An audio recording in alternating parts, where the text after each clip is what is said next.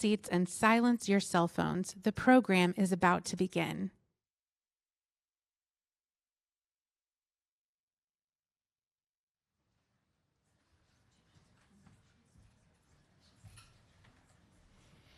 Good afternoon, everyone. Thank you for coming. Every year, millions of people experiencing a behavioral health emergency call 911. However, call centers have limited resources to handle these crises, and armed law enforcement officers are often the first responders.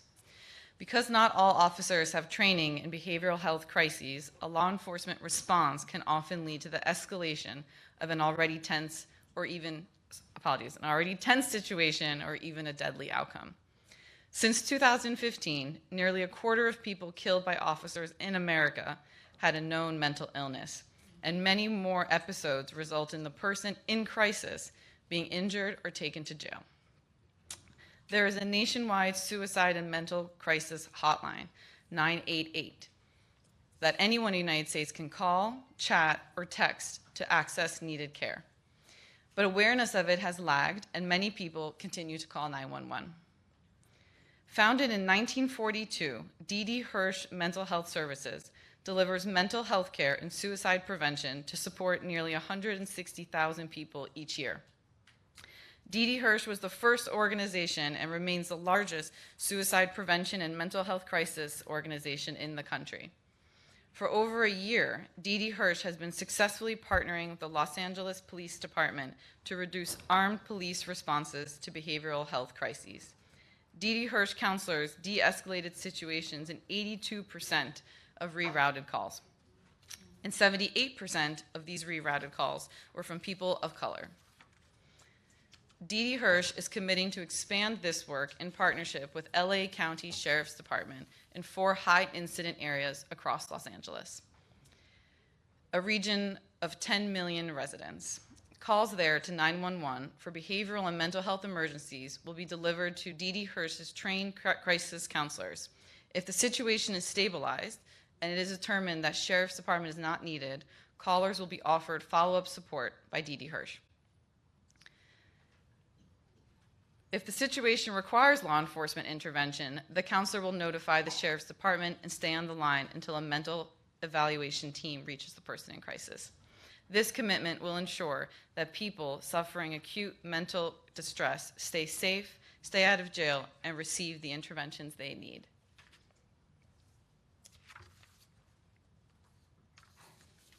I'd like to call Lynn Morris of D.D. Hirsch Mental Health Services to the stage.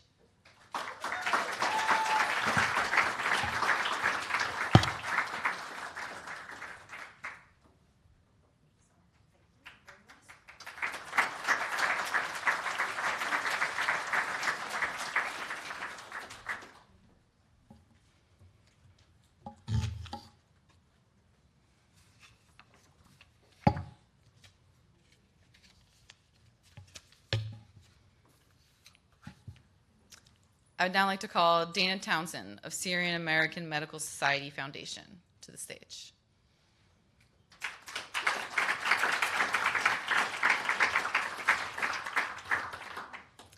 Following years of chronic war and violence, residents of Syria and its neighboring countries are experiencing a dramatic surge in mental, emotional, and behavioral symptoms. For young people there, trauma and displacement have been the context in which they've lived from birth. Widespread surveys indicate that aggressive and regressive behaviors and extreme sadness are all on the rise among children and adolescents. And while children often demonstrate high levels of resilience to outside traumas, it is clear that additional support is needed to help them manage their distress. Today, Syrian American Medical Society is making a commitment to increase awareness of and access to community-based mental health and psychosocial services for children and adolescents in Syria and neighboring countries. Through this commitment, non-specialists will be trained to offer mental health support within their communities to meet children's needs, to unburden higher trained professionals, and to provide local residents with technical skills and employment opportunities. Mobile teams of physicians, counselors, and psychosocial workers will focus on the hard-to-reach camps and rural areas where access to services is the poorest. They will conduct awareness-raising campaigns, mental health screenings, on-site care, and referrals. and refugee youth will gain access to digital mental health technology to learn about health, social, and emotional practices, connect with their peers, and collaborate to advocate for mental health in their communities. Working within conflict-affected and underserved youth communities will help them manage stress and stave off a worsening of emotional conditions, provide a framework for resilience, and offer them structure and security in a world that has had anything but that.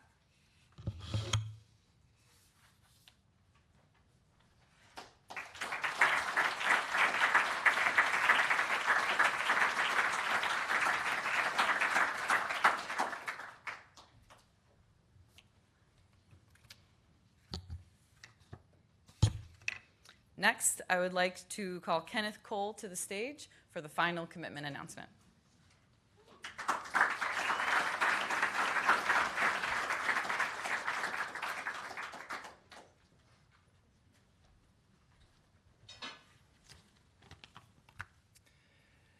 Thank you. It's very inspiring, the work that so many people do. It's so great that CGI is back in our lives. And the voice, the energy, the impact has been sadly missed for too long. So this is all very exciting, and I know very much appreciated by so many, and will be for so many more. And I wanted to, before I get into this specifically, I wanted to give you a little context as to what I and Mental Health Coalition are doing here today. You should know I still have a day job, and I design and I sell stuff. Over the years, we've always sought ways to make an impact, not just in what people wear on the outside, but who they are on the inside. Not just what they stand in, but also what they stand for. I committed much of my professional life working to find a cure for and advocating on behalf of those living with and affected by HIV/AIDS. I served on the board of AMFAR for over 20 years. I was its chairman for 14 of them, and I'm still a global goodwill ambassador for UNAIDS. 45 million people died from, and 40 more million are still living with that virus. In fact, today, 1 in 200 people still live with HIV/AIDS. I learned relatively recently that, interestingly, 1 in 4 live with mental illness, and that was even before COVID. And that also said, I came to believe that it's probably closer to 4 in 4, because if it isn't you, it's somebody you love, somebody in the family, somebody in the community, or somebody in the workplace. But what makes this a global health crisis of untold proportions is that 2/3 of the people with a mental health condition never seek professional support and live in the proverbial shadows, largely because of its related stigma, much like HIV/AIDS.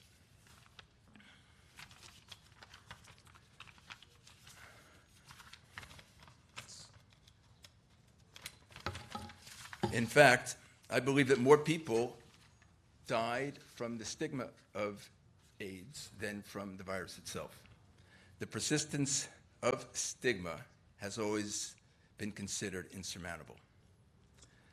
And changing that would require changing behaviors and perceptions and ultimately changing culture, which would clearly require an unprecedented level of support and collaboration, not much unlike what CGI does and is now continuing to do. That said, with the support of some people very close to me, including Katie Cole, Jennifer Moore, and others, we ambitiously set out to bring together the most passionate and influential mental health organizations, brands, and individuals to join forces to confront the debilitating stigma surrounding mental health. After a short time, 34 of the country's largest, most influential, and diverse mental health organizations came together, and the Mental Health Coalition was born. In fact,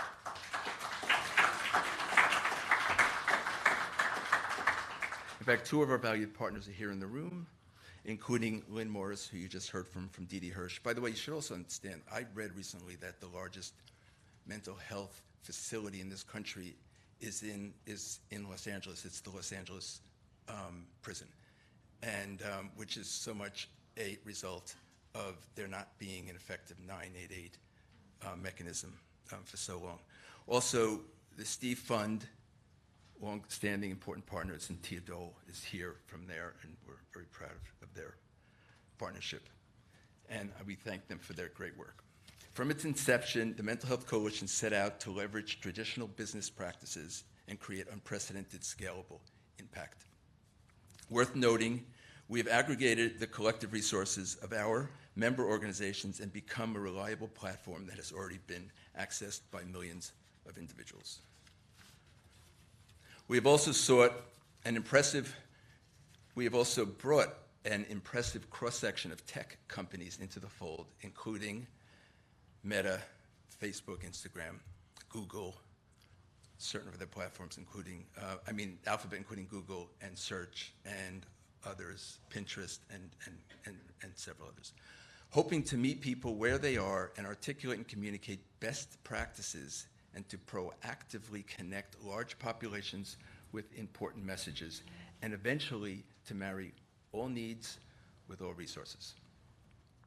What we're here to announce today started with one such partnership with Meta, who worked with the Mental Health Coalition to structure a process where we can predictably and quantifiably understand the impact of individual messages. The results from the case study this past May were unprecedented and show that our digital initiative meaningfully changed how, for the first time, over 550,000 people look and acknowledge theirs and each other's mental health and circumstances, and also their willingness to seek mental health support. The cost benefit also is noteworthy. For every $1 spent, almost 2 individuals' perceptions on mental health were transformed. And for the same $1, another 19 million others benefited.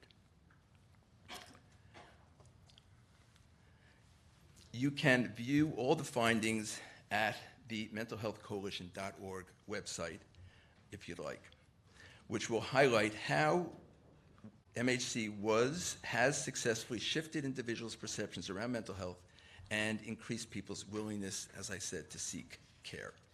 With this level of collaboration, we believe we can achieve leverage and scale that we could not have otherwise, and reach a level of impact that was not realistic until now. Building upon today's announcement today, the Mental Health Coalition is committing to tackle mental health stigma with its tech partners over the next 2 years and reach over 200 million people, many of which are living with mental health conditions. We will measure and study our findings in both quantitative and qualitative terms. We will focus on communities where stigma is particularly present, who disproportionately do not have access to care and are at the greatest risk. Starting with a focus on the BIPOC communities, we will create digital programming and resources, and will provide culturally relevant resources and tips for healing, as well as an initiative that will focus on at-risk youth,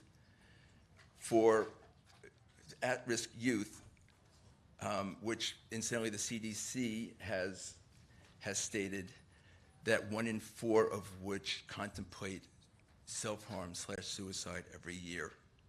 And we plan to build a digital strategies that focus on suicide prevention and self-harm for this population.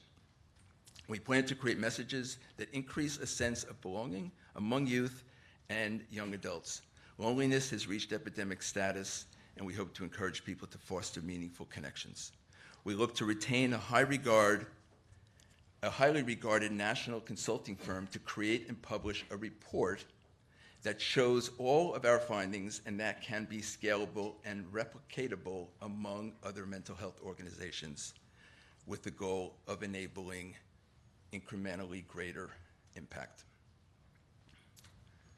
so that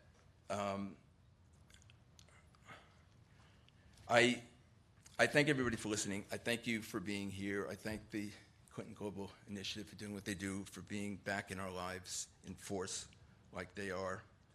And I'll just leave this with a proverb which I like to default to. It's an African proverb which says that alone we can go far, together. Alone we can go fast, together we can go far. Thank you.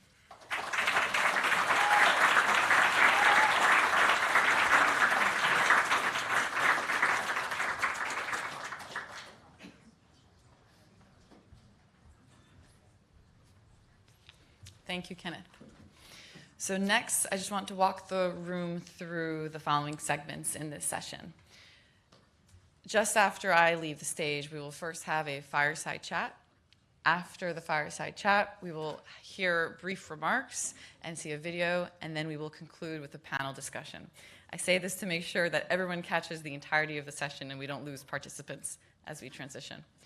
So now I would like to call to the stage U.S. Surgeon General Dr. Vivek Murthy and Tristan Harris. Thank you.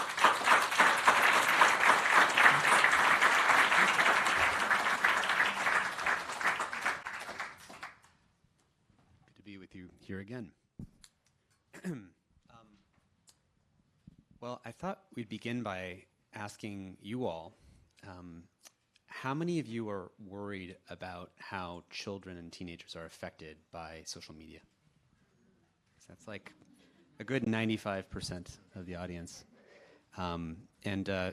We've been lucky enough to be friends actually for a few years, and I know that you've been going around the country and talking to parents about how these issues are affecting them and connection loneliness to mental health. Do you want to talk about what you've been finding talking to people? And I'm so glad we're doing this together, Tristan. Tristan has been such an important voice, as many of you know who have heard him over the years, speaking to just the role that technology has to play in our lives more broadly.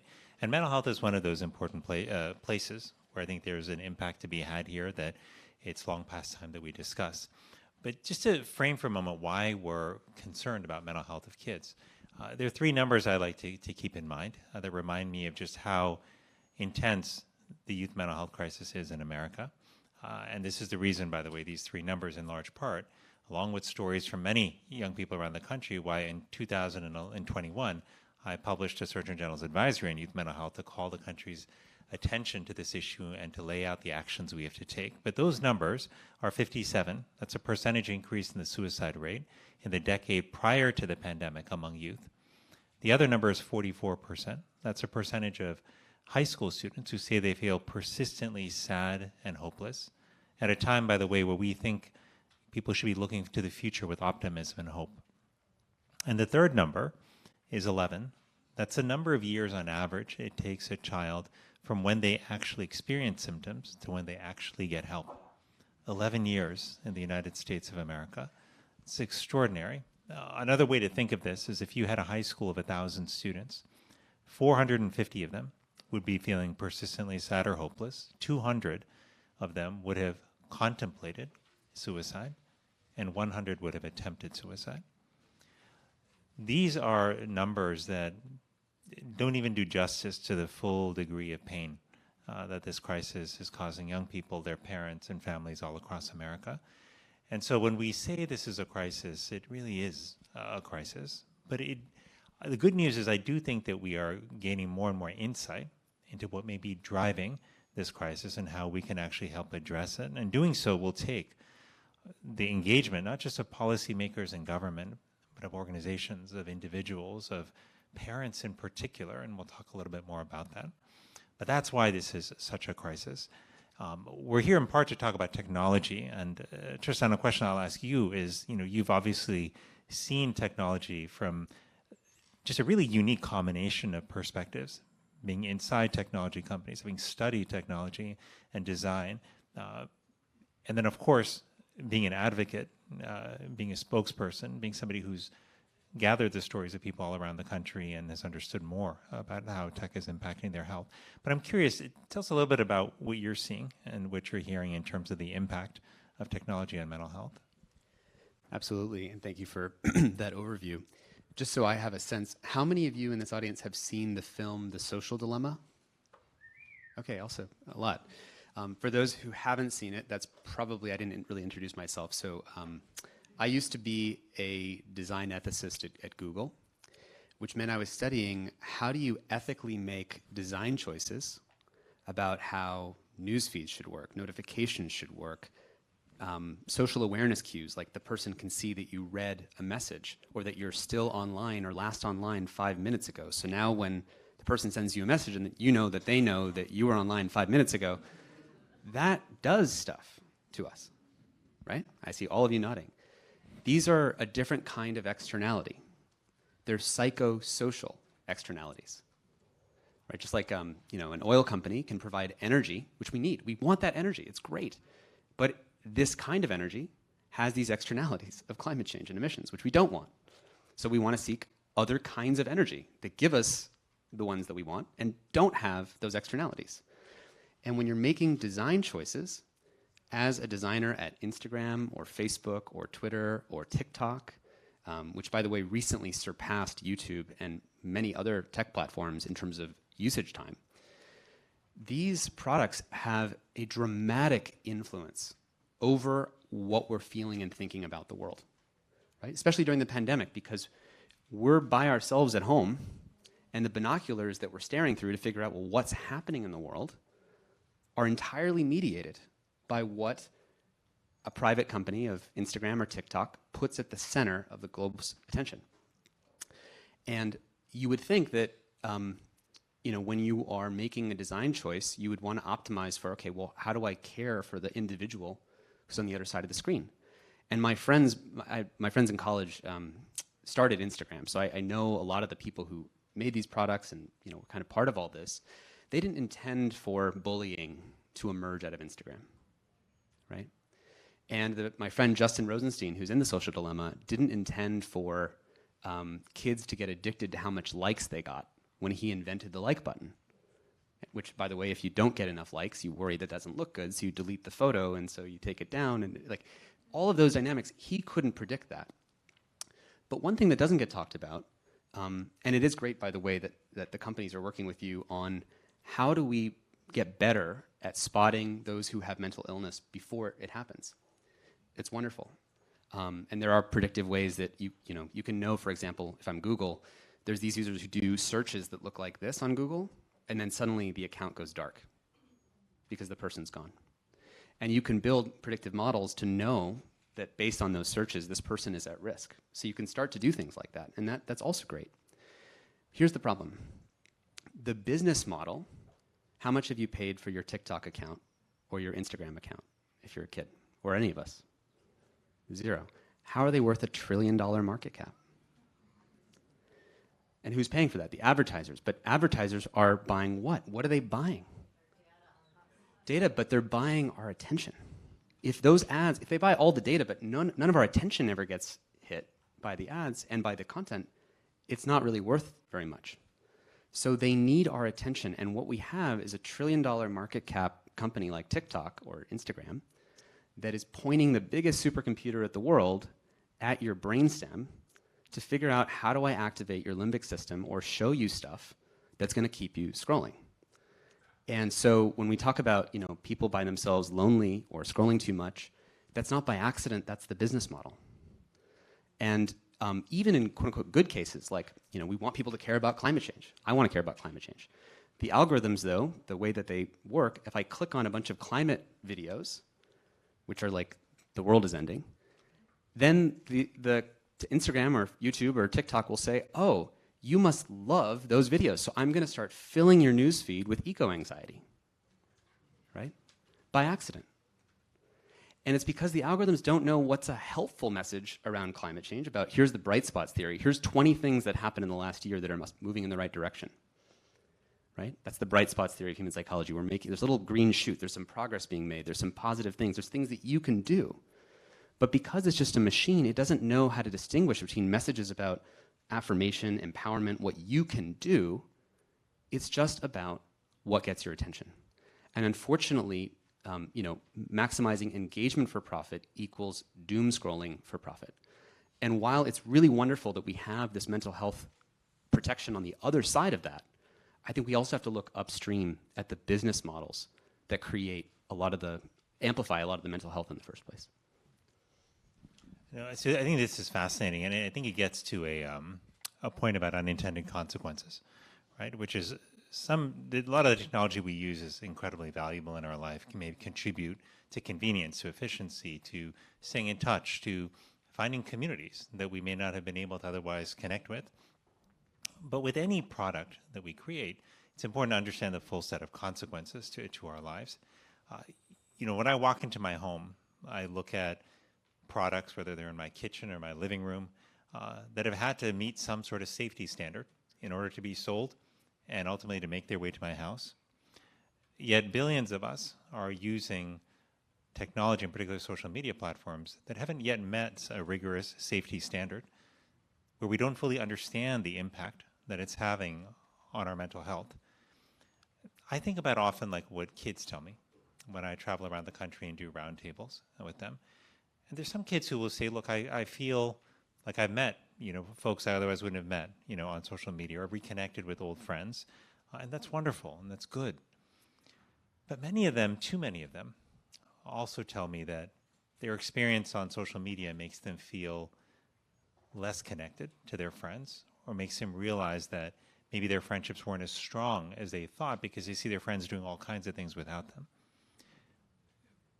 They also say that social media makes them feel worse about themselves because, and many of you are nodding, you may have had this experience yourself, but people have been comparing themselves to each other for thousands of years.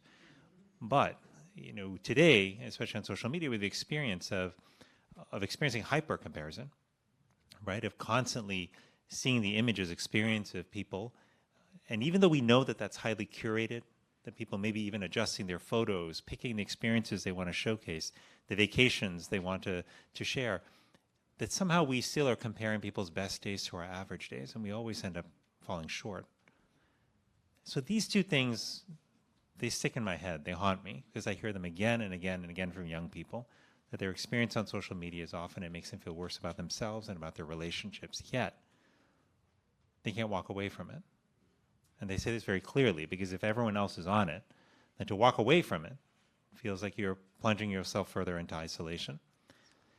Let me say one last thing about that, about isolation, something that Tristan alluded to earlier on.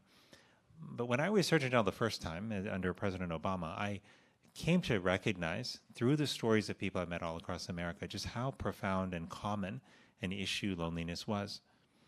People weren't talking about it. They weren't raising their hand in groups like this and saying, hi, my name is Vivek, my name is Tristan, I'm struggling with loneliness. People weren't saying that. But they were saying things to me in hushed tones after events. Where they would say, I feel like all these burdens in my life, I've got to carry them by myself. I feel like I don't really matter. If I disappeared tomorrow, no one would care. They would talk about loneliness in different ways, but they were struggling with it. And I came to realize that this is incredibly common. Like if you look at the 2020 survey that was done by Cigna, more than 60% of people that they surveyed across age ranges were struggling with loneliness. And the group that was struggling the most were young people, at around 75%. We also know the loneliness is consequential, right? People who struggle with loneliness, that actually has consequences of both their mental and physical health, increasing the risk for anxiety and depression, but also for heart disease, premature death, dementia, and the list goes on. And when you understand the biology behind it, which I won't bore you with, but I think it's quite fascinating, the truth is that we evolved to be connected beings, and when we're not connected to one another, it puts us in a stress state. And when we're chronically in a stress state, it raises the inflammation in our bodies and contributes to illness and disease. And so the fact that we have so many people struggling with loneliness at a time where they're also being inundated with so many messages and sources of news and other things that are telling them that the future is dark and that are increasing their stress, that's a recipe for poor health. It's a recipe for also a increasingly fragmented and divided society. And so whether we care about our health, whether we care about the well-being of our society and democracy, whether we care about the health and strength of our institutions, of our schools and workplaces, it turns out that figuring out how to strengthen connection is absolutely essential. Stitching together the social fabric of our country is essential. Now that is the promise in some ways that technology made to us years ago, that it would be that needle and thread that would put the social fabric back together. And I think we have to ask the hard question, has that happened? When I look around, I don't see that it has. That's not to say that for some people there isn't benefit. But more broadly speaking, if I were to develop a medication in my backyard and make it available at every pharmacy in the country and tell you that it's going to help you feel happier, and hey, by the way, it's free. And then billions of people started taking it. But then when you started saying, hey, can you just show me some data on whether this works and whether it has any side effects? And I said, nothing to see here. You would say, come on, that's kind of ridiculous. You got to show me what's going on here so I can make an informed choice. Yet that's the reality of what we're dealing with right now. And so part of what I think we need to do is, number one, make sure that we have safety standards. We do not have them. Number two, make sure that we have transparency from companies so that we understand the data that they have about the impact on our kids and on all of us. And we now increasingly know that sometimes that data is there, we're just not seeing it. But third, we've also got to think really carefully, I believe, about the age at which kids use these products. I had a mom who came to see me whose daughter had 7 accounts on 3 different platforms, was mercilessly bullied, felt horrible about herself, struggled to get off of these platforms, but just couldn't, and ultimately took her own life at the age of 11. Even though the age of 13 is when you're supposed to be allowed to use these platforms. And finally, I'll just say this. This is something Tristan and I have talked about before. Technology at the end of the day is a tool. It can help us tremendously. It can also harm us. I spent 7 years working and building a technology company myself. I believe in the power of technology. But this is a moment where we have to call upon a new generation of tech entrepreneurs to build technology that actually facilitates and fosters high-quality connections, that builds community, that doesn't just focus on time spent and attention garnered, but focuses on time well spent. And that's what we're called to do. That's what we must demand as consumers, as parents, as people who have kids in our life that we care about. This won't just happen on its own. It's going to happen if and only if people use their collective power, the power of their choice and the power of their voice, to call for the kind of technology that we need. Just a quick check-in on time. How much time do we have? Because I wanted to make sure that that's accurate. They said 15 minutes at the beginning. Okay. Someone want to? We still have another 9 minutes. Great. Okay, great. I just wanted to make sure I was respectful. So I agree with all of that, and he's so well spoken, isn't he? And just it's exactly who you would want in the position.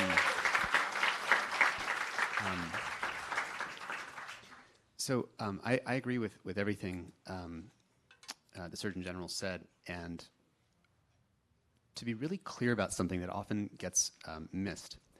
This isn't, do we like social media or do we not like social media? Do we like technology or do we not like technology? I want to liberate technology from toxic business models, right?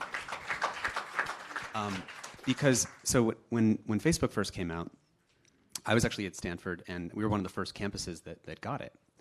At the beginning, there was no big, huge machine that was pointing a supercompute power at your nervous system trying to addict you to scrolling and commenting and liking and tagging. That wasn't there. And guess what? That was a great product because people, as a few years down the road, they let not just college students but the whole world onto it, and people could type in the name of a person they knew from elementary school. They could find that person. Just to be clear, because I think people think that I'm or often represent a voice of let's be against all technology or let's hate social media. The ability to reconnect with someone that you lost touch with is an amazing superpower. We should love that. That's incredible. We can have that.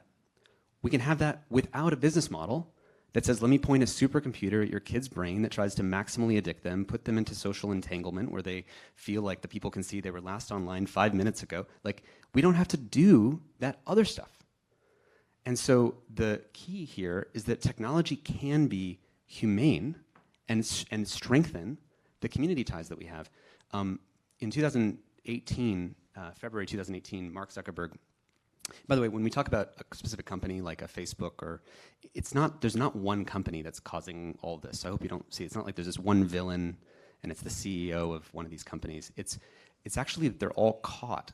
That if I don't do it, the other guy will. Vivek mentioned beautification filters. How many people here have actually used a beautification filter? Funny, people probably don't want to raise their hands, right? It's like one of those things. How many people know someone else who knows someone else? I'm calling into the radio show for a friend because he has a problem.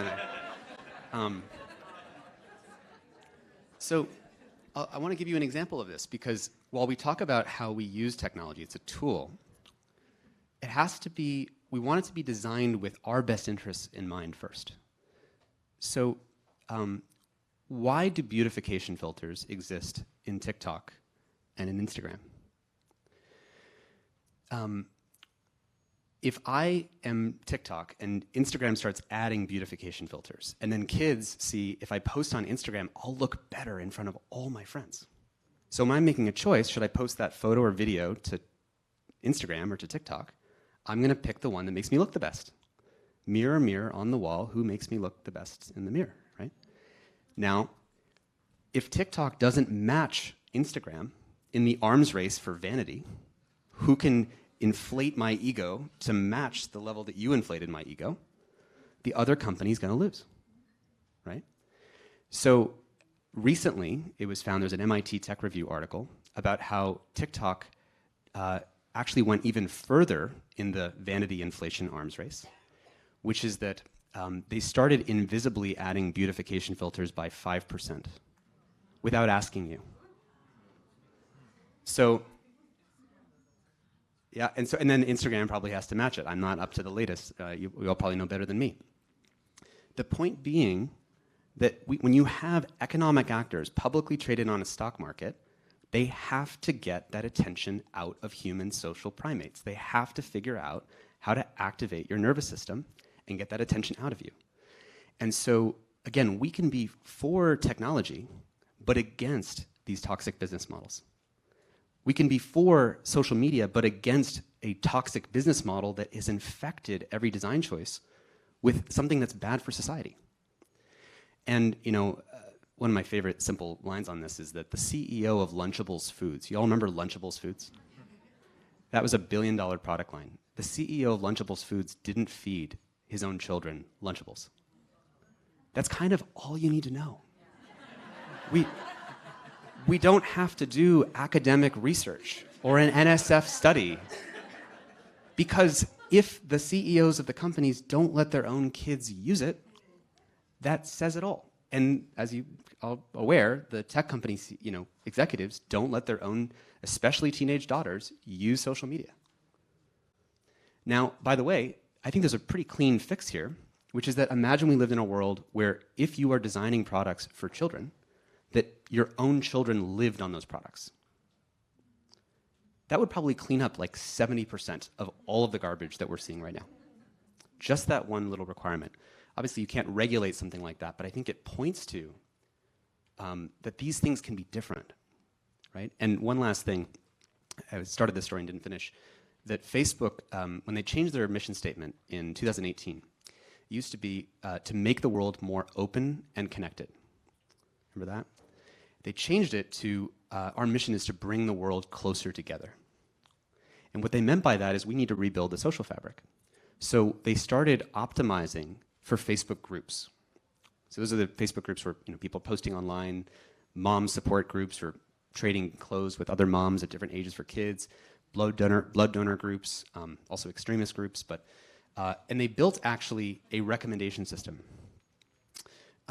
which was, and Mark Zuckerberg actually had a quote. He said, "We actually built an AI that works. It recommends groups that people successfully join by more than 50%, meaning that if you join a organic food group for moms, they are able to ask the AI, well, what are other groups that moms who like organic food might want to join? Do you know what the most recommended group was for moms with organic food for their kids? It was the anti-vaccine groups for moms. Because that was a really engaging group that tended to create a lot of engagement, people posting a lot, talking a lot, commenting a lot, liking a lot. And when the business model is engagement and not offline community, like us talking to each other, being with each other, Facebook could be the best tool to reroute us back to in-person, face-to-face community in the world. It could be just repopulating the social fabric everywhere.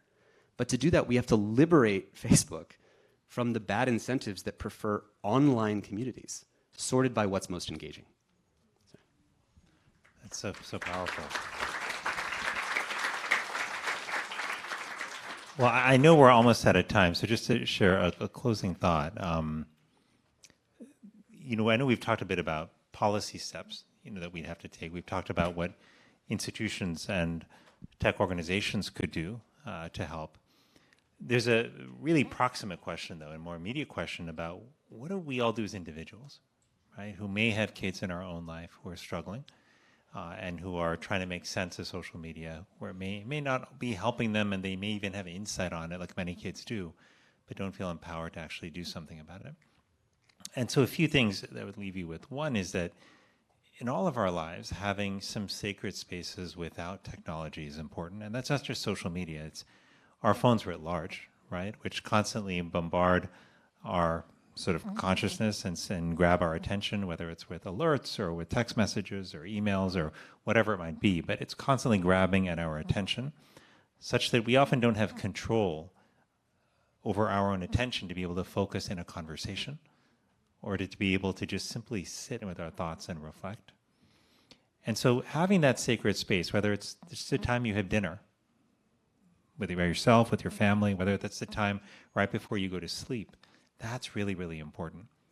The second thing is to try to avoid having your technology with you throughout your sleep at night, because a shocking number of people actually sleep with their phones. Many people don't want to admit it. It's true. A lot of people do it. It's okay. It doesn't mean you're a bad person. No one in this room. But for sure. It's all right.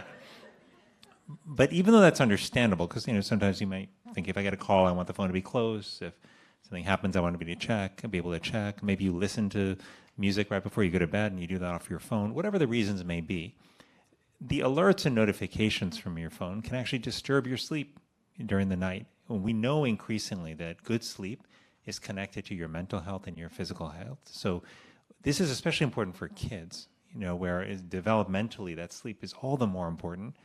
And when that sleep is interrupted or cut short because kids are on their phone, and going past their bedtimes because they can't get off of their phone, that really hurts them and it hurts their health. And the third thing that we can do is to really prioritize proactively in-person time with family and with friends. This is one of the things that gets lost when we're online all the time, is that we lose that opportunity to be in person with other people. And look, during the pandemic, I think many more of us gained an appreciation for how important that in-person time is and how much worse sometimes we feel without it. But we've gotten so used to having that edged out of our lives, crowded out of our day-to-day experience, that sometimes we may not question how much we're losing. So making that a proactive priority is really important. And then finally, I would just say this. To be able to do any of this by yourself is tough. Like, how many of you have tried to start a diet routine or exercise routine like before? I have. How many of you have ever fallen off the wagon? I have, right? And often it's when we try to do this stuff alone, like behavior change is just hard. It's just really, really tough, especially when you're dealing with devices that are designed to pull you in and keep you on. But connecting with others and committing with others makes this a lot easier. So whether that's a friend or a family member and you make a pact that, hey, we're going to have this time together and we're not going to actually take out our devices. We're going to have a meal together. We're not going to take out our devices. When we catch up, we're not going to be distracted by our phones. That makes a difference, and it can really make behavior change stick. Look, at the end of the day, what we're talking about here is our programs, policies, practices, but it's really deeper, even deeper than that. It's about values, right? It's about what kind of society do we really want to build. And we should judge the technology we use according to those values. When I look at the world and I see it through the eyes and lens of my children, who are 4 and 6 years old, and I think about what world do I want for them, I want a world that is kinder, where people treat each other better. Is technology helping us do that? I want a world where people actually pause to truly listen to one another and understand each other. Is technology helping us do that? I want a world where people are deeply connected to one another, where they foster real connection and a sense of belonging. Is technology helping us do that? It can, but the question is it now? And if the answer is no, in our own lives, then we have to ask ourselves the question, what do we do if it's not serving us? How do we make better choices, right? So that we find and reach for things that are serving us, because those values are our guiding light. I hope they will be the guiding light for our entrepreneurs as well as they seek to develop technology and products more broadly that serve us. And I hope they will guide us in our advocacy as we use our voice in the public square to call for the kind of changes that we need, because it's not just our health that depends on it. It's the health and the well-being of our children. So, thanks so much.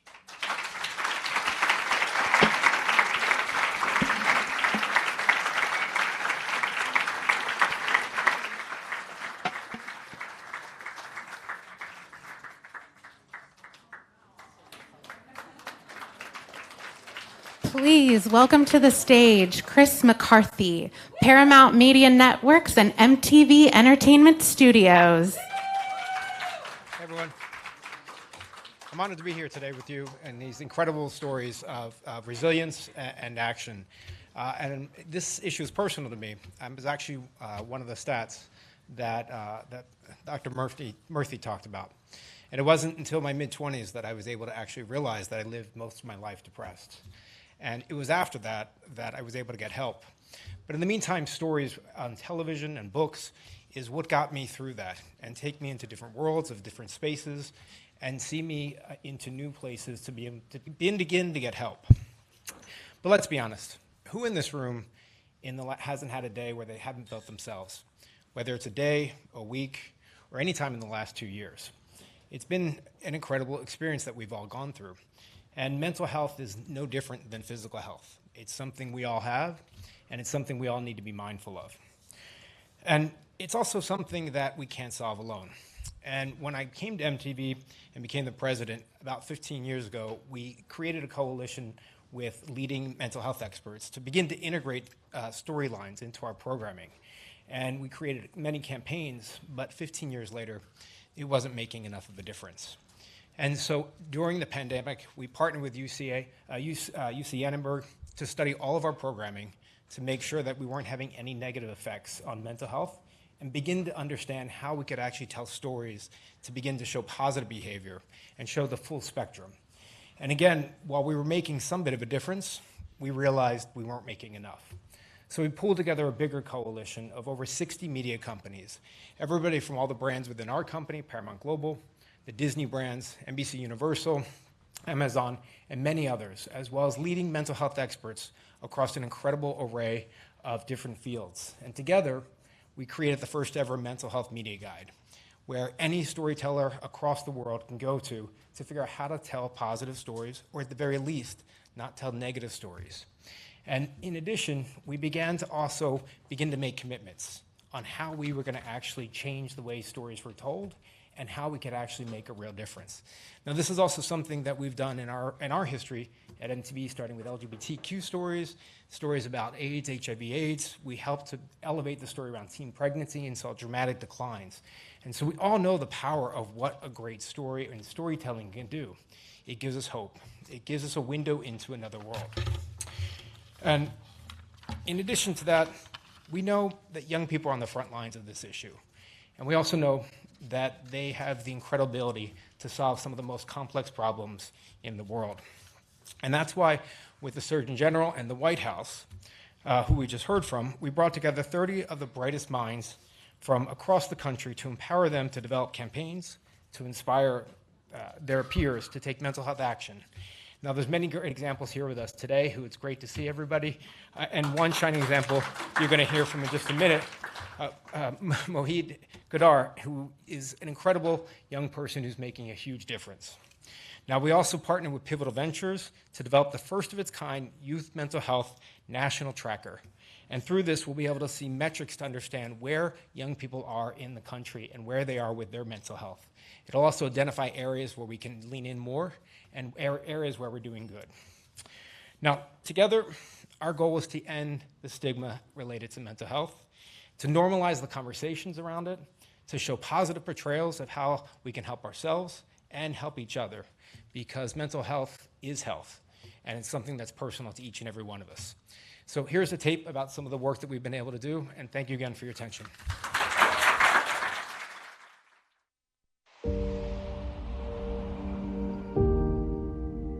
Does it feel good to be alive right now? I'm just lost. I just feel like I'm better alone gone. You valuable. It be hard, but you ain't got to do it on your own. The night the episode aired, over 20,000 people searched for resources on our mental health site. Like,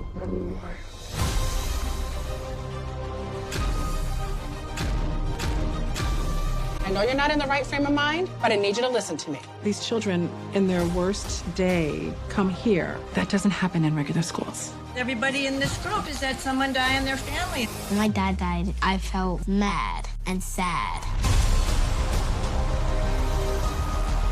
I am so pleased to be here with you today for the first ever Better Together Mental Health Storytelling Summit.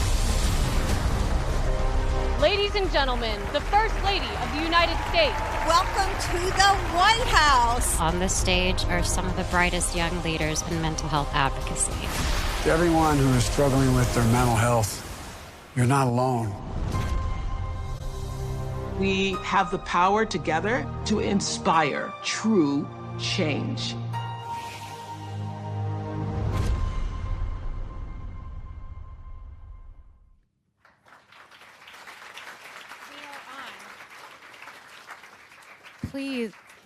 Please welcome to the stage Domadi Pongo with MTV News.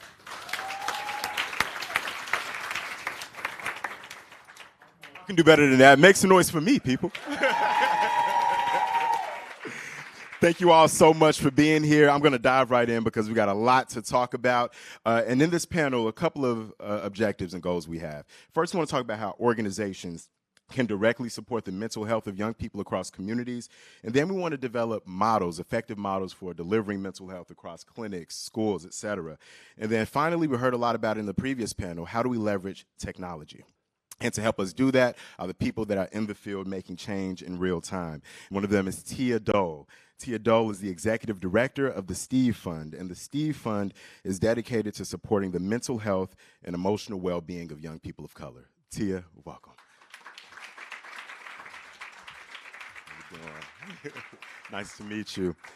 We next have Mahmoud Ketter, who is a mental health advocate, the co-founder of Floramind, a mental health education company for kids, and just a cool dude, man. I met him at the mental health forum, and this is my guy. Make some noise for Mahmoud, please. And Heather White is an author and the co-founder of One Green Thing. She is a conservation expert and environmental policy expert, and she offers solutions about managing anxiety as we tackle this climate crisis, right? Something we spoke about today as well. So please make some noise for Heather White.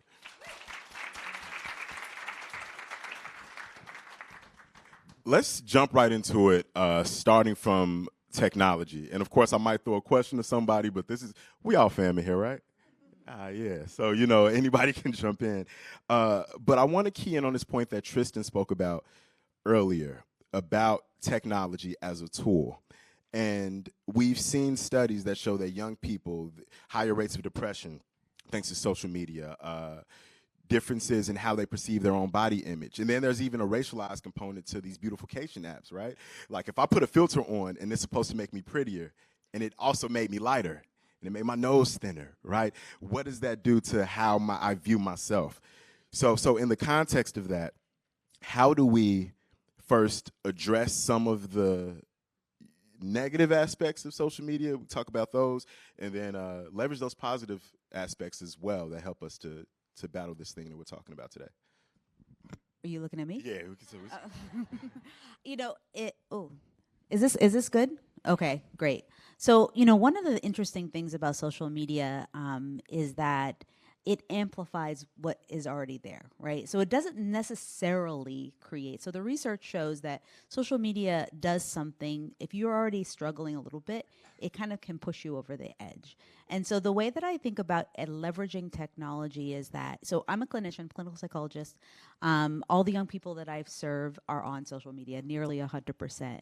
And from my perspective, and I'm sure you'll speak to this, is how can we leverage the algorithms to our benefit? And one of the things I think about is, let's say I have kids, they're on TikTok. It looks like some sort of Fifth Element indoctrination thing happening there.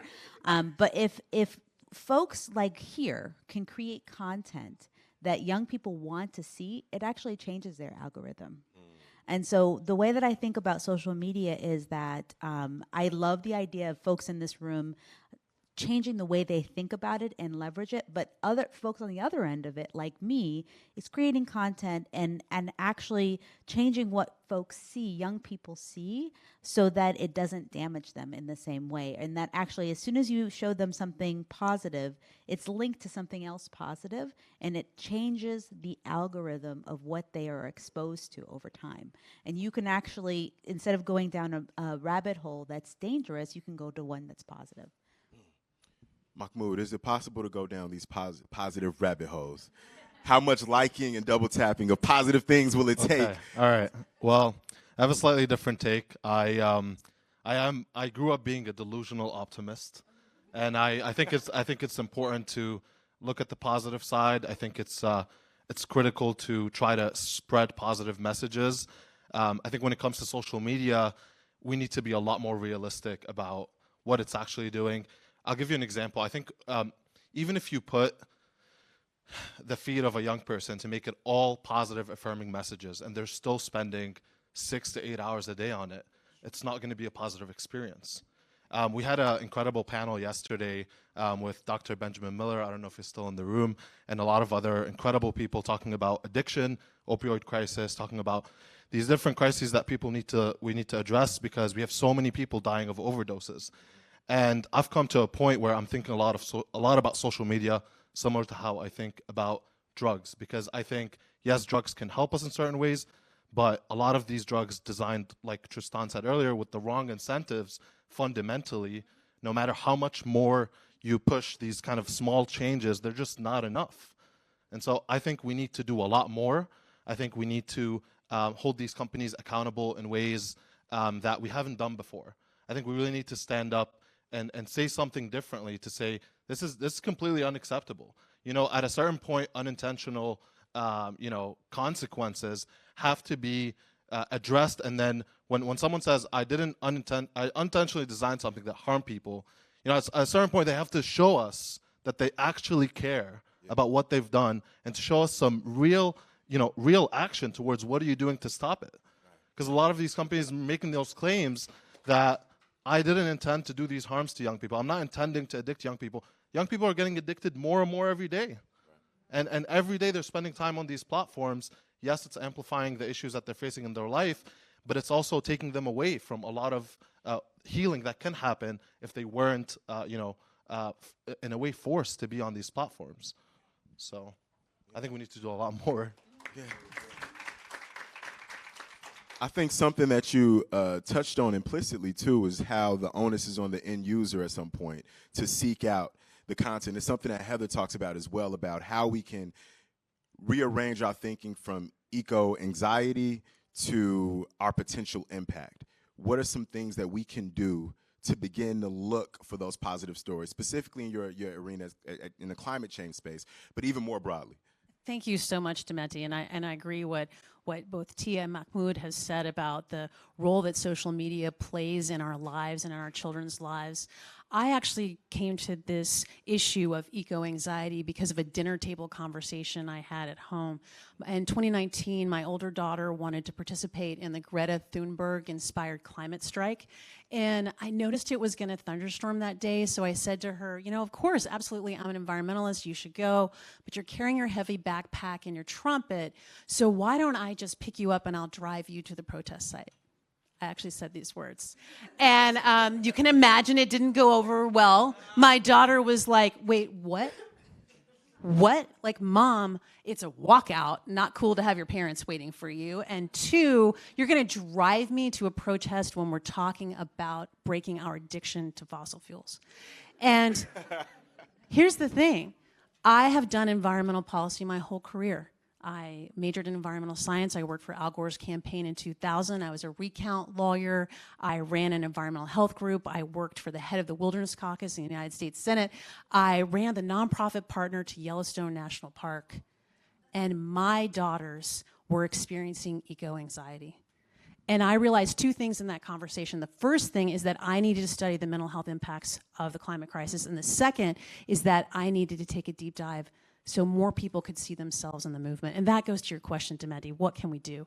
But quickly, I just want to talk about mental health and the climate crisis, because next door, there's another conversation going about climate action. I'm thrilled to be here talking to mental health advocates and public health advocates, because if you do public health, you do climate advocacy. You really do, because it's so important. A survey last year of 10,000 young people, global survey, ages 16 through 25. For nearly half, climate anxiety interfered with their daily life. 1 out of 4 do not want to have children of their own because they're so worried about the future that we're leaving them. And I need you to know that this is not an urban issue. It actually is more than that. 4-H, which those of you from the United States, you know 4-H. 4-H did a survey in April of this year.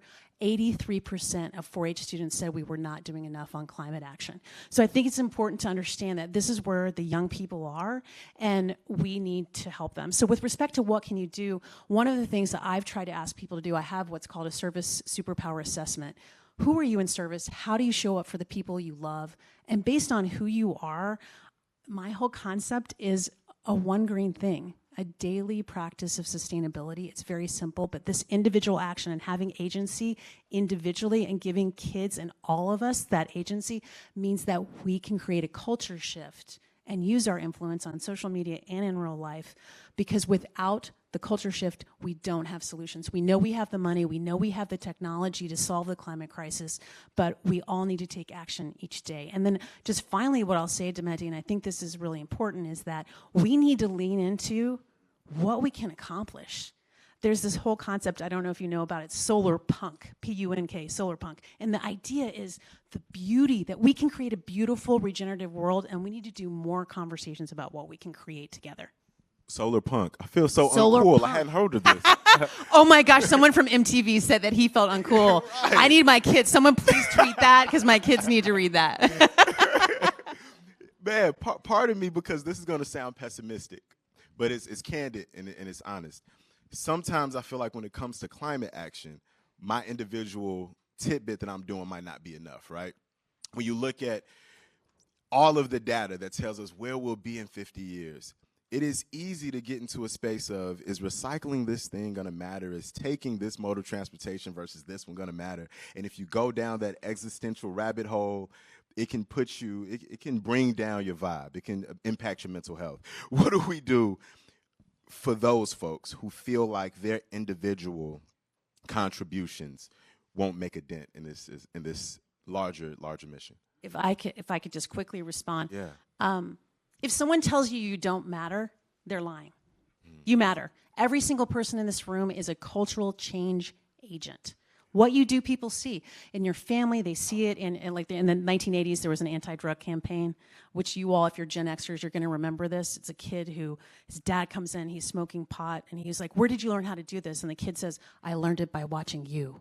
And it's an ad that we'll all remember if we saw that PSA, but we are cultural change agents, and it's not about the math. Your individual action isn't about the math. It's a daily practice of sustainability will shift the culture, which is what we need, and it also can bring more joy into your life when you connect, just like the Surgeon General was saying.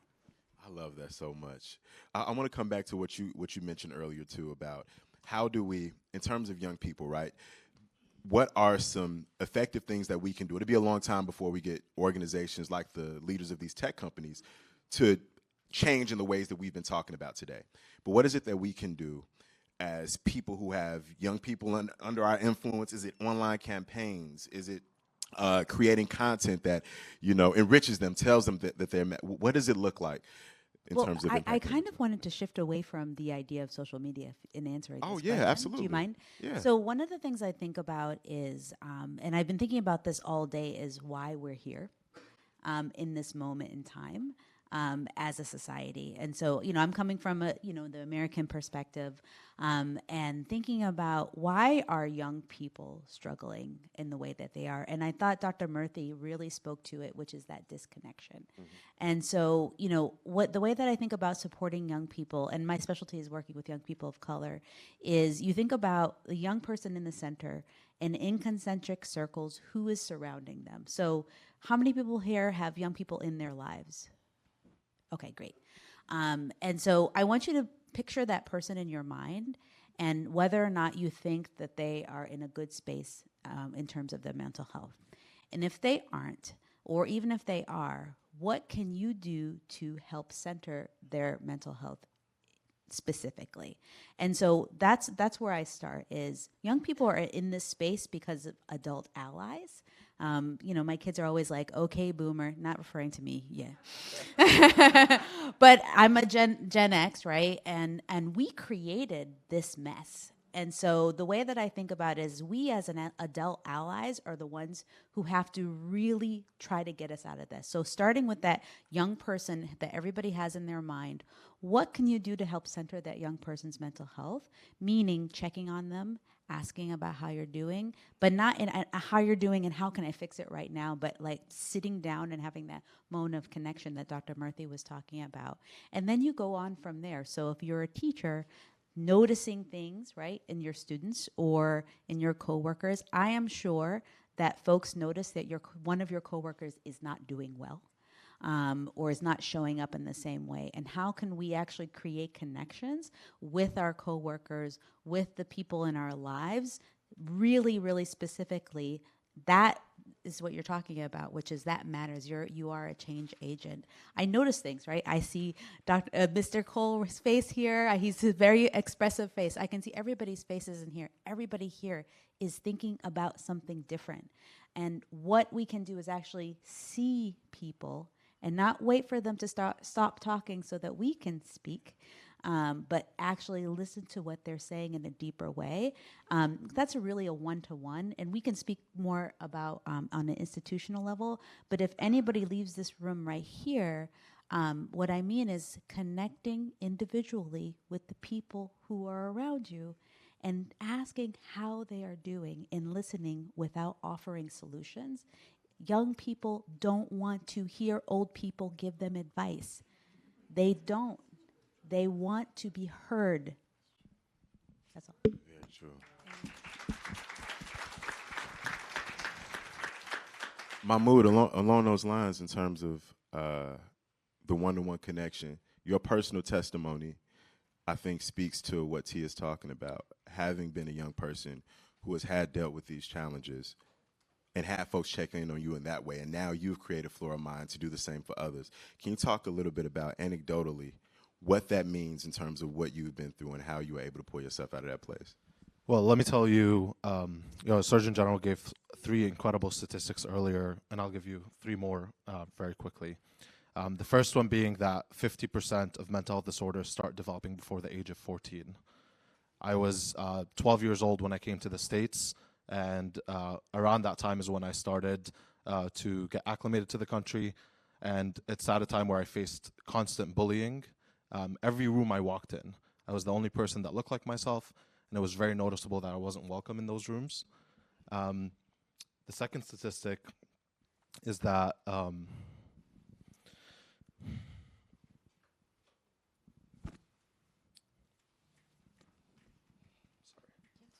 Take all the time you need, bro. Absolutely.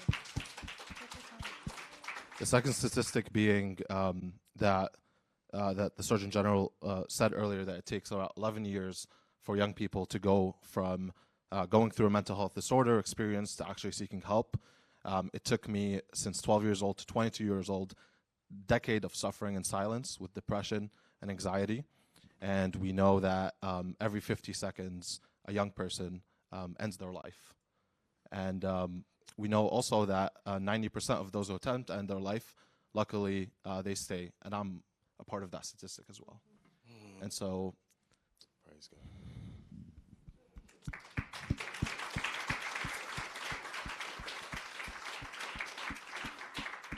I just share that because, we hear statistics so much. We talk so much about young people.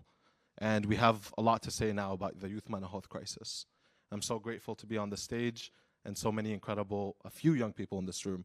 But one point to say is, not a lot. There's not a lot, but not to. I'm sorry. I'm Gen X, actually. We need more young people in the rooms. We need young people to be part of the solution, and I think that's incredibly important. As the first point, that after my suffering, after my decade, long experience of suffering, after going through that experience, people always say, go seek help. And then I went out and I sought help. I tried to get therapy.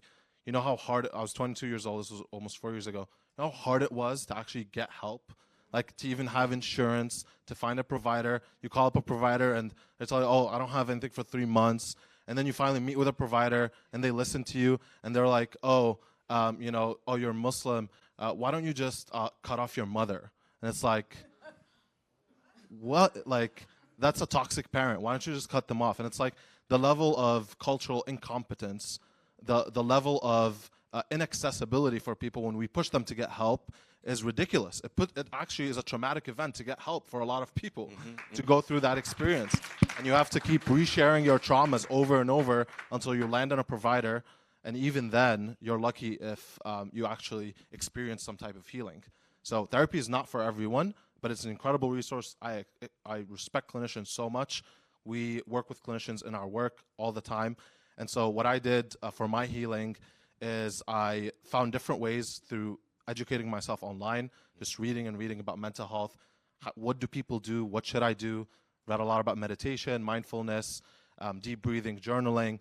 And then I started reading more about my faith and how, being Muslim, praying is healing.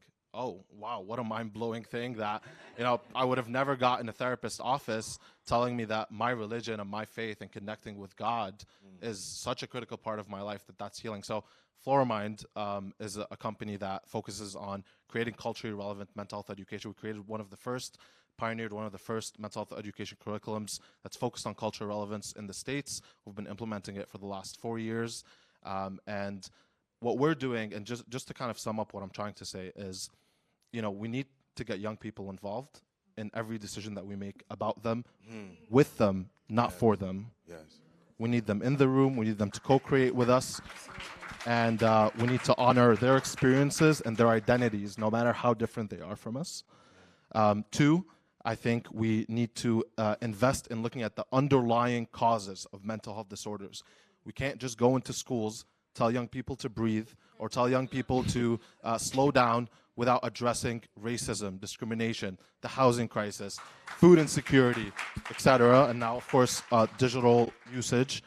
And then lastly, alongside when you do co-creation with young people and you focus on identifying, make sure everyone is heard, you're going to get what we're pushing for now, which I'll mention in a second, is culturally grounded healing. And this is kind of the ethos of Floramind and the ethos of a campaign that we are so excited to announce. It's going to be announced publicly in World Mental Health Day.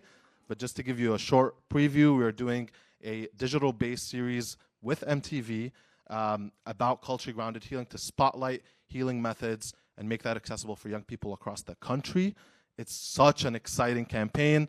And so 3 of those people on my team are here, Khaira, Maddox, Ayana. These are the young people from the Mental Health Youth Action Forum in the White House. Shout out to them. And then our partners, MTV, Erica, and the whole team have been so incredible in supporting this initiative.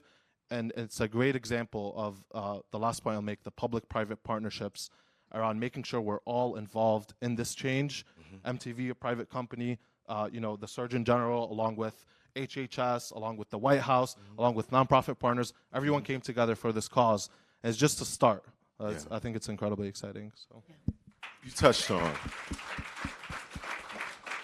so much, and I just want to. Oh, go ahead, Heather. Yeah, I just wanted to say, Mahmoud, thank you so much for sharing your personal story. it's really important for us. And I think also, Tia, when you're talking about the importance of young people, I just wanted to talk about two quick things, and that is there's been some thoughts in the literature that climate anxiety is a white phenomenon. And I just need everyone in this room to know that the research does not show that. It's actually the opposite. Yeah. BIPOC communities care the most about climate change because they know that the people who've contributed the least amount of carbon are the ones who are going to hurt the most. In addition to that equity issue when it comes to climate anxiety and that stress, I mean, talk about childhood, adverse childhood experiences when your home is flooded, when your, home gets burned in a wildfire. These are all significant things that we're seeing. The other thing I would say is that there's an issue of intergenerational equity. So when Mahmoud was saying we need to encourage young people and we need to give them a seat at the table in our decisions making, I think it's very important for everyone to understand, like in 1990 is when I graduated from high school. The majority of carbon pollution we have in the atmosphere right now was generated after 1990. So the people who will be hurt the most are the people who have the least amount to do with the carbon pollution that we're dealing with. So this idea of equity is intergenerational. I call it think beyond your age. And I think just one other thing, Tia, and I just appreciate it so much. I encourage all of you to ask the young people in your life about the climate crisis, and I think to a person you're going to see that it's the number one issue that they are thinking about. It's really critical that we all take action. I love that you brought up this point about cultural competency that's been like a through line of what you've been talking about. Because even when you think about the climate crisis, it's BIPOC communities that usually end up most impacted. We found this out with the pandemic. We see higher rates of asthma in certain communities because they're more likely to live next to expressways. Or if you look at the climate impacts on places in the world that don't have the infrastructure we have in America, we see it's in America, but Puerto Rico, what happened in DR. Yeah. What do we need to know about this intersectionality, about how infrastructure, about how cultural conditions, and how do we need to rethink about this through a cultural lens, through a more diverse lens? We can start with you, Tia. Okay, I don't know if that question made you get what I'm saying. Yes, I can roll with it. I can roll with it. I think one of the things I can clarify if you need me to. She was like, I guess I get it. No, I can jump in. No, you know what? I'm always coming from the mental health space, and I was just thinking about an article that ran through my mind about so there was a study, and it's really actually quite interesting. They gave psychiatrists a description of a young person who was struggling with mental health. And the only difference in the description was the ethnicity. And so if the person was black, they were diagnosed with schizophrenia. The person was white, they were diagnosed with bipolar disorder with psychotic features. And when the person was Latino, they were diagnosed with major depression and with psychotic features. Now, the interesting thing about that is each of those diagnoses have a different medication associated with it. And medication that is treating schizophrenia actually has a huge impact on your body. And you can have long-term permanent side effects from the medication. And what that does is it decreases medication adherence. People don't want to take it. And then they don't want to go back to a doctor who is not helpful to them. And so when you were bringing up the cultural competence, competence feels like a really low bar. I don't know. I want a great doctor. I don't want a competent one. And so when I think about the intersectionality and how race and ethnicities play out in the United States mental health system, it has catastrophic effects on young people and communities of color in particular. Mahmoud and I were sitting and talking, and we were like, are people who are Arab people of color? And we were kind of going back, and I was saying, well, if some folks identify as such, then they are in fact people of color because that's how they're treated in the United States. So I don't know if I'm answering your question, but that's exactly what I was talking about. That information is helpful, and clinicians who are white, when they find that out, it is shocking to them, because that's not something people are trying to do. People aren't trying to harm young people, and so disseminating that information and actually having folks connect and understand about their biases are really key factors for changing mental health. And I see we have 2 minutes, 35 seconds. Yes. Yeah. In the last 2 minutes, we're going to do this like a lightning round then. First of all, are you guys enjoying the panel so far? Yes. Okay. I ditched my notes a long time ago because I love this organic conversation we're having. We're going to do this like a lightning round. I'll start with Heather. So how can we look at What can we do to empower organizations to better serve the needs of young people? From your vantage point, you can hone in on the climate crisis, or from whatever vantage point you'd like to address that piece. I mean, obviously, we want to support the organizations. We need to talk about the climate crisis, take action every day, listen to young people, hold space for them, and know that we all matter. We all matter, and that we can create something beautiful, but the window of time is closing, and support these organizations that we love and need. I'm going to tweak this for you slightly, Mahmoud, because you talked about, you've had partnerships with MTV, you've partnered with the New York Public Library, the mayor's office. What have organizations done well to support your mission? What can people who lead organizations, work within organizations, do to better serve folks who are doing the work? Every organization has a responsibility to intentionally support the mental health of their constituents.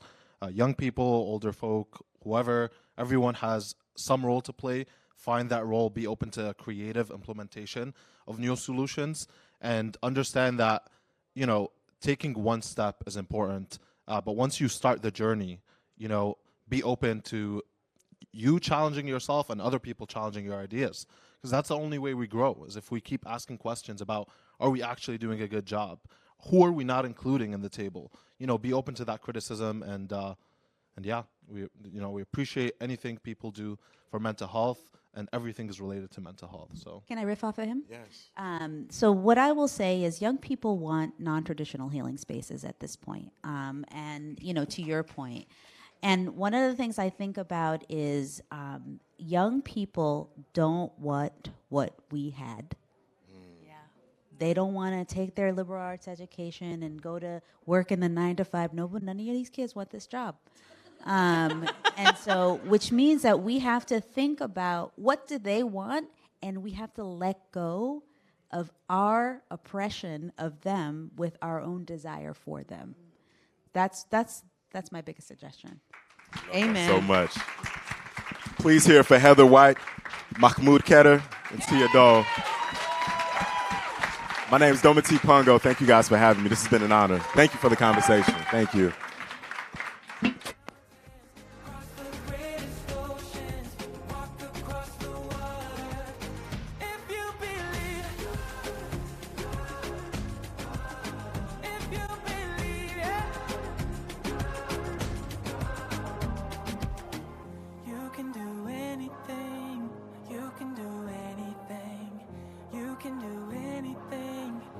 Thank you for joining today's session. Please head up to the 3rd floor. The plenary program is starting, and you don't want to miss it.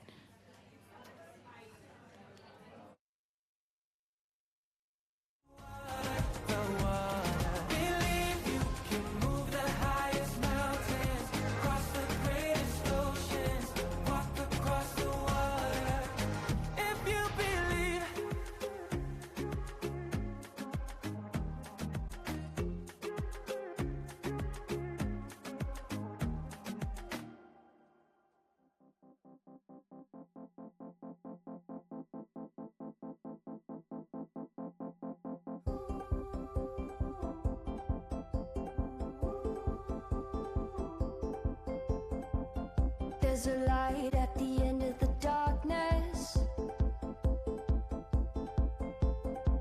The last step is always the hardest.